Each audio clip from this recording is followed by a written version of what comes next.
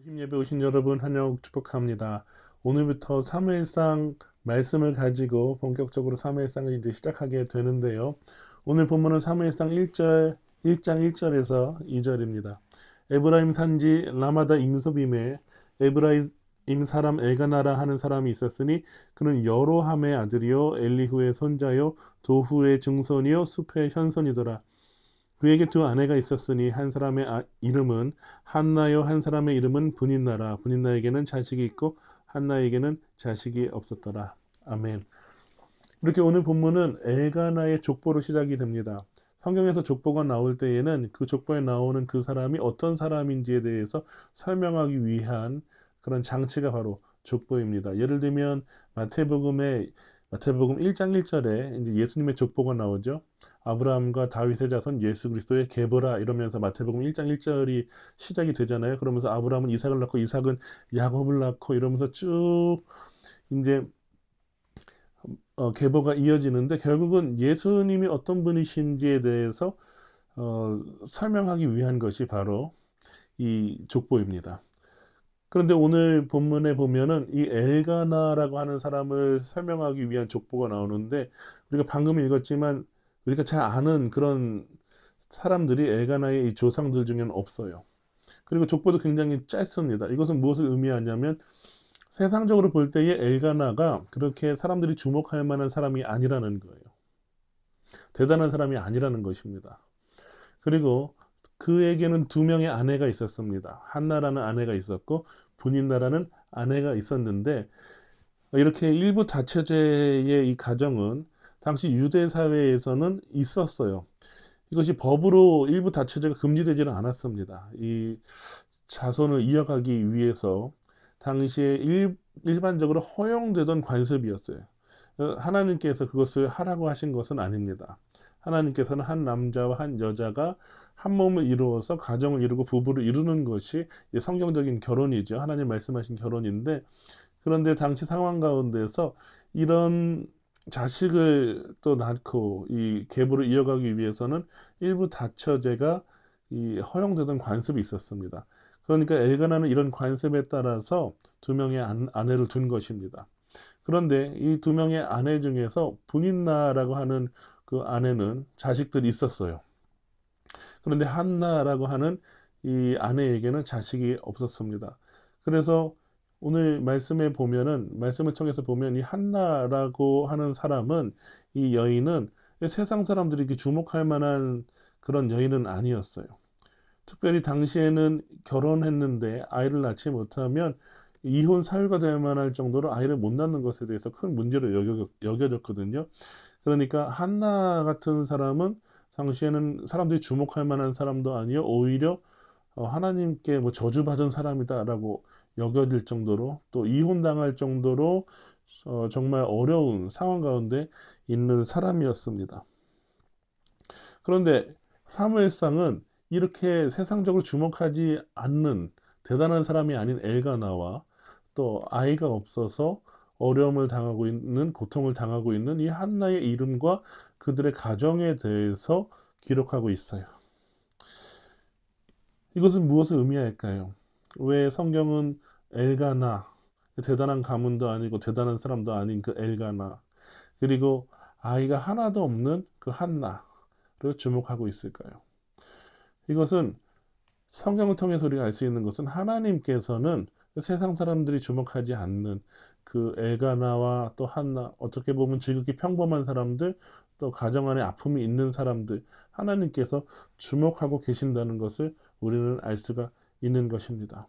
우리가 인생을 살아가면서 정말 엘가나처럼 또 한나처럼 그냥 대단한 사람이 아닌 것 같고 아무도 나를 알아주지 않는 것 같고 또 우리 가정의 아픔들 아무도 몰라주는 것 같아도 우리는 오늘 말씀 통해서 기억할 수가 있어요. 하나님은 내가 어떤 사람인지 알고 하나님은 나의 가정의 아픔을 보고 계신다.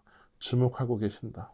그뿐만 아니라 우리가 사무엘상을 앞으로 쭉 이제 말씀을 나누면서 보게 되겠지만 이 별 볼 일 없었던 사람 엘가나 그리고 아픔이 많았던 그 한나의 가정 가운데서 하나님께서 새 일을 놀라운 일을 행하시는 것을 보면 나도 나와 같은 사람도 또 우리 가정 가운데서도 하나님께서 새 일을 행하실 것을 우리는 확신하고 기대할 수 있습니다. 그러므로 오늘 하루 살아갈 때 우리를 아시고 주목하시고 우리 가정의 아픔을 바꾸셔서 새 일을 행하실 그 하나님을 기대하고 신뢰하는 하루가 되시기를 주님의 이름으로 축원합니다. 주님은 내 맘에 아픔을 알아주시니 지난 밤 눈물 지워주시고 아침에 돋아난 여린 불들과 같이 내 맘을 새롭게 하네. 흐르는 시간에 보인 주의 영광은 내 삶을 밝게 비춰주시니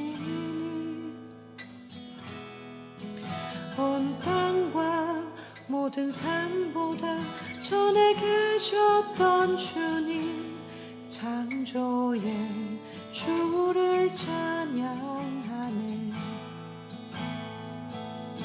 주님은 거친 바다 위 나의 영혼 두 손으로 굳게 잡아주시네.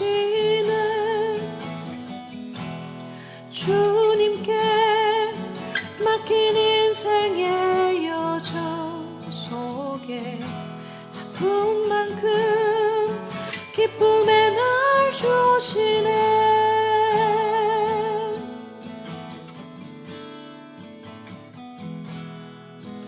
흐르는 시간에 보인 주의 영광은 내 삶을 밝게 비춰주시니 온 땅과 모든 산보다 전에 계셨던 주님 창조의 주를 찬양하네. 주님은 거친 바다 위 나의 영혼 두 손으로 굳게 잡아주시네. 주님께 맡긴 인생의 여정 속에 아픈 만큼 기쁨의 날 주시네. 주님은 거친 바다 위 나의 영혼 두 손으로 굳게 잡아주시네. 주님께 맡긴 인생의 여정 속에 아픈 만큼 기쁨의 날 주시네. 주님께 맡긴 인생의 여정 속에 아픈 만큼 기쁨의